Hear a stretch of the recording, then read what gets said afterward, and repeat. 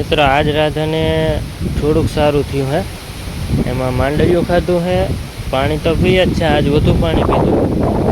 અને જો વાછડાને પાછા લઈ આવે ને એટલે એને વાલ કરે છે, એટલે જીવ આવ્યો કહેવાય આજે.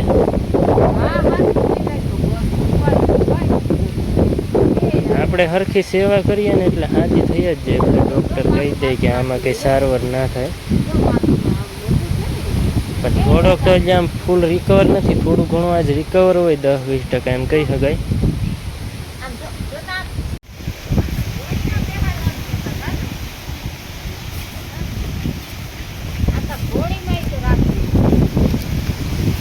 ઘોડીમાં રહી શકે તો ને, પગ જરાય માંડતી નથી હજી. થોડું ખાઈ ના હિંમત રાખે ને તો ન વાંધો. આપણે જો એટલી આ કાપી છે પાંદડા એટલું ખાય તો આના માટે જ કેટલી સાર કાપી નાખીશું. ને જો ખાય તો હે રાડા હોતી.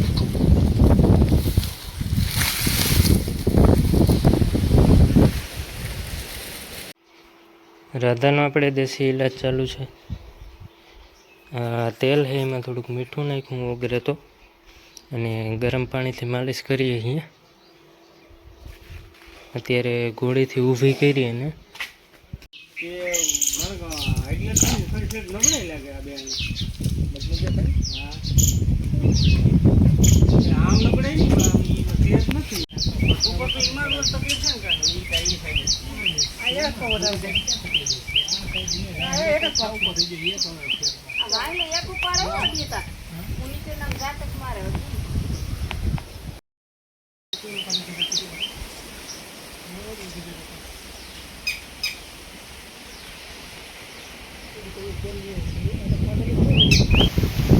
રાધાને ઘોડી પર લગાવીને તેલ હળદરની માલિશ કરી, ગરમ પાણીની માલિશ કરી, ધોઈ 1.5-2 કલાક છે જો આમ નામ ઊભી રાખી છે. એટલે હું પગમાં ખાલી ચડી ગઈ અથવા ખોટા પડી ગયા હોય ને તો જીવ આવે થોડો. વાછડો એને આગળ જ બાંધ્યો હે, એટલે દિવસમાં સવારે અને સાંજે 2 ફેરી આમ ઊભી કરવાની છે, માલિશ કરવાની છે. કારણ કે થોડીક આપણે રિકવરી જોવા મળી કે થોડુંક રિકવર થાય છે. આપણે રાધાને એવું લાગ્યું ને કે થોડું કંઈ ઠીક થયું છે, રિકવર થઈ છે થોડીક, એટલે ડૉક્ટરને પાછો આપણે બોલાવ્યો હતો. અને ડૉક્ટરે કીધું 5 દિવસનું કોર્સ કરવાનું, એટલે બાટલાને હું ચડાવે ને એટલે ઝપટ સારી થઈ જાય, જલ્દી હમું થઈ જાય. એમાં પહેલાં તો ડૉક્ટરે જ કીધું હતું કે હવે એમાં કંઈ લાંબુ થઈ ના આવે, પણ ભગવાનની દયા હશે એટલે થોડીક રિકવરીમાં હે રાધા. અને 4-5 દીમાં જો માલિશ ને બધું ચાલુ રહે ને એટલે એકદમ કમ્પ્લીટ થઈ જાય. અને આજે ચારો ભરી દીધો આપણે, સૂકો ચારો આપણે બહાર પડ્યો હતો ને એટલે થોડોક વધુ અહીં નાખ્યો, બાકી જો ઓલી સાઈડ ભરી દીધું. જો આખો હાલવાની જગ્યાથી રોકાઈ ગઈ, એ તો વાંથી નીકળી જવા હે. અહીંયા આખો ભરી દીધો અહીંયા, એટલે વરસાદમાં કંઈ પ્રોબ્લેમ ના આવે. અહીંયા ખીલો રોકાઈ ગયો, પણ એ તો એટલી ખવડાવી દેવું ને બહુ જાજી નથી બહાર, એટલે ખીલો ખાલી થઈ જાય. ખેતર આજે વવાય એવું થઈ ગયું, ખેતર તો નથી, બે ઉથલ છે ખાલી, 2 ક્યારા એટલે 2 ઉથલ થાય. આમાં માંડવી વાવવાની હતી ને આપણે, કારણ કે ચારો જાજો ખાતા નથી, ઢોર બગડી જાય ખોટો, એટલે આજે વવાય એમ છે. પણ બીજી ફેરી ઓરું હોય તો મને કંઈ ખબર નથી કે આજે હાલી જાય એમ છે. એટલે 5 રહે, પણ એ કંઈ ફેર ના પડે. વરસાદ થાય એટલે લગભગ તો 2 હારી થઈ જાય.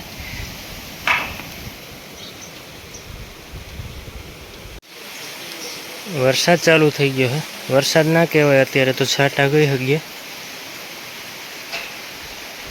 એટલે થોડીક વાર વરસી જાય ને પાણી ભરાઈ જાય એટલો માંડવીને જરૂર છે. હવે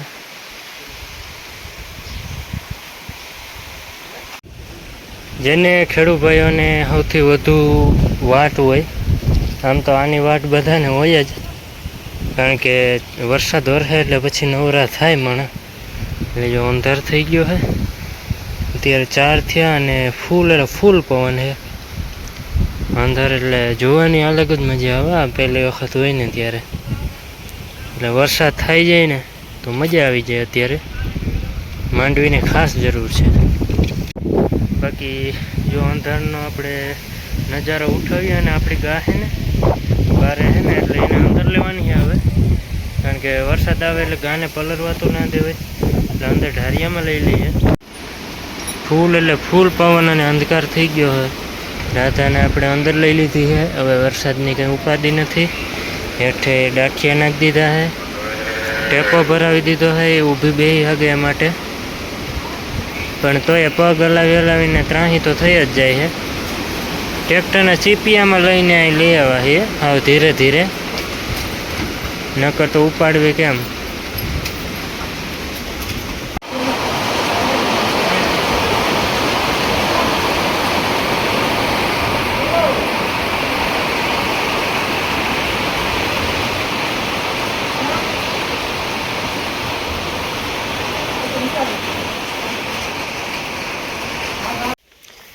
વરસાદ આવીને વયો ગયો હે. ઉપલી પાંહ પલરી, ખાલી ઉપલી જ. ઝાડવા તો પડ્યા ને છાંટા, છાંટા મોટા હતા પણ જરાક વાર આવ્યો. અને જો અત્યારે છાંટા પાછા ચાલુ થયા ધીમે ધીમે. એક ફરી પાણી ભરાઈ જાય ને એટલે ઠંડક થઈ જાય. ને માંડવી હુકાય અમારી, એટલે ઝાર બહુ પડીને, એટલે હવે વરસાદની ખાસ જરૂર છે. ટોલી તો ધોવા રાખી છે, પછી પલરી જાય ને હારી પેટ એટલે હરખી ધોઈને મૂકી દે હું.